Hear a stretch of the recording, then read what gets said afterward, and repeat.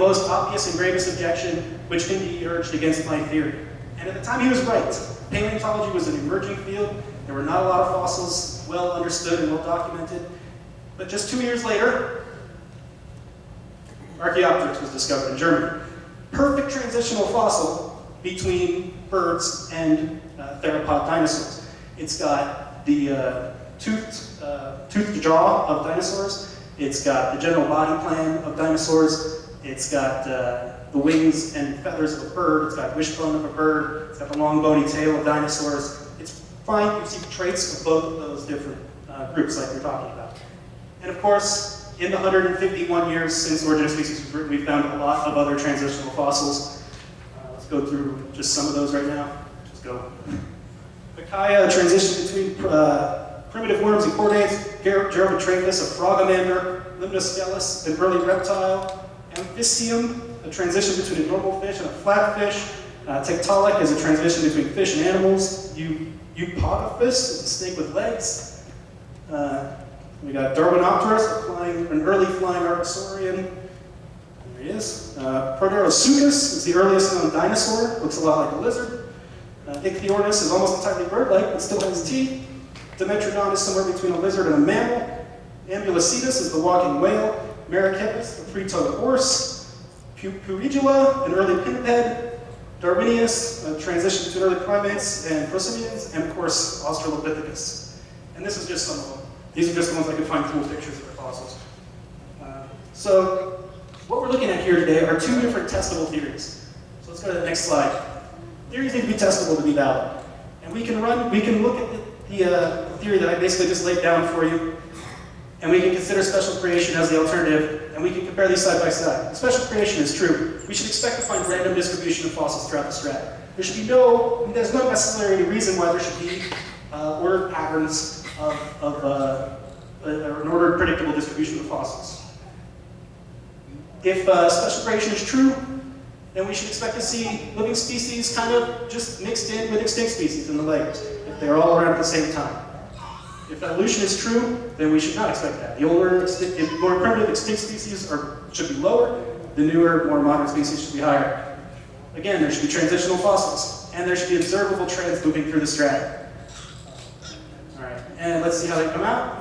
Yep. That's what we see, that's what we see, that's what we see, and that is what we see every step of the way. So, every time we look at the fossils, every study we make of the evidence, every time we consider all the facts, we see that evolution is the valid theory of these two theories. And that leaves only one topic for today's discussion, that is the age of the Earth. Evolutionary theory absolutely depends on an ancient Earth. There's no way around it. If we're talking about tiny little changes accumulating over time, in order to look at the huge diversity of life that we have today, that must be a very, very long amount of time. But if the Earth is a few thousand years old, we are wrong about evolution. If the Earth is a few 100,000 years old, we are wrong about evolution. When Darwin said that the transitional fossils may be the biggest and loudest argument against his theory, I don't think he was right, actually, because what it turned out to be was the age of the Earth. In his time, the scientists understanding the age of the Earth put the age at maybe 400 million years on the outside, and that was considered extreme. They didn't have the same techniques to look at the age of the Earth as we do today. But even if it is a few 100 million years old, we're still wrong about evolution. So how old is the Earth, and how do we know? We'll get back to you on that. You guys are up.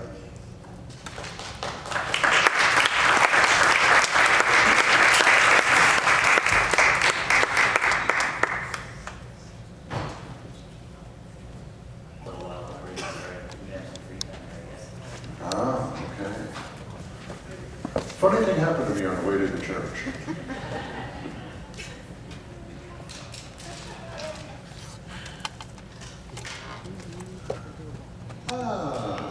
There's the rough.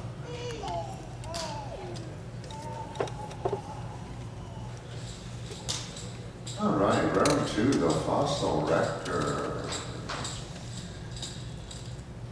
First of all, I want to say the gentlemen that are here representing humanism and evolution believe with the full integrity of their hearts that what they're saying is true.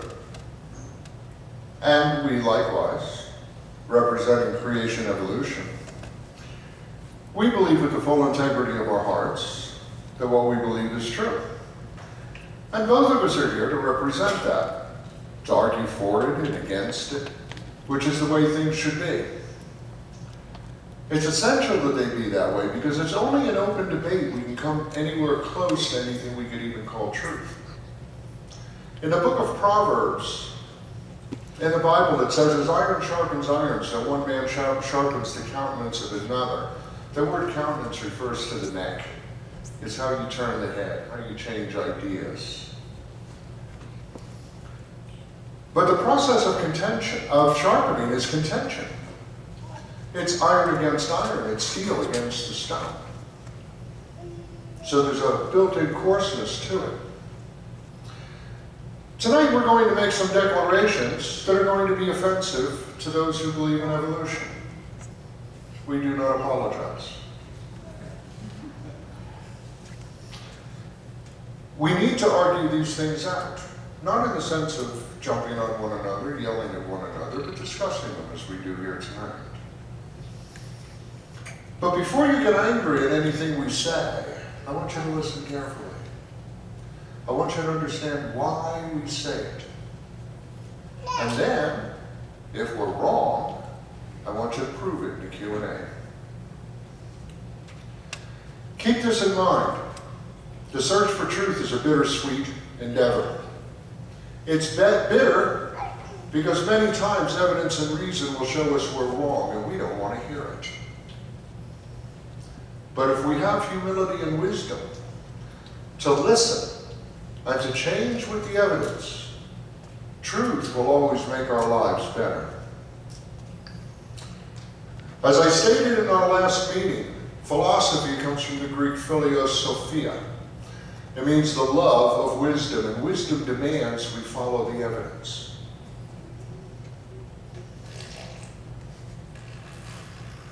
The question is, who's following the evidence? So now I'm going to start our argument. And as I said, I'm going to say some things that are going to infuriate you. The philosophy of evolution must be understood. I believe the philosophy of the evolutionist is as follows. The evidence be damned, the theory must live. The observations be damned, the theory must live. The experiments be damned, the theory must live. What is important to the evolutionist is the theory. Science is understood to refer to those things which we can observe and test in regard to the universe. Things which are observable, testable, and repeatable. Not things we theorize based on our interpreting of what we observe in the light of a 19th century theory that went against even the current experiments of that day. In our last meeting, I mentioned 6 scientists who had done experiments, and Darwin went ahead and wrote his theory in anyway. But why not? Erasmus Darwin wrote his theory. A lot of evolutionists wrote their theory, and totally ignored the experiments. The evolutionist today does the same. Drew says we need prediction. I'll give you prediction. If the biblical model is true, we should find evidence which can be established by true science, observation, testability, and repeatability, that neither the universe nor the earth are anywhere near the millions or billions of years old they need for the theory to live. If the biblical model of creation is true, we're going to find life not beginning in a warm little puddle someplace, with a lot of horny little bacteria multiplying their little heads off so they can populate the earth in rapid order. But we're going to find life all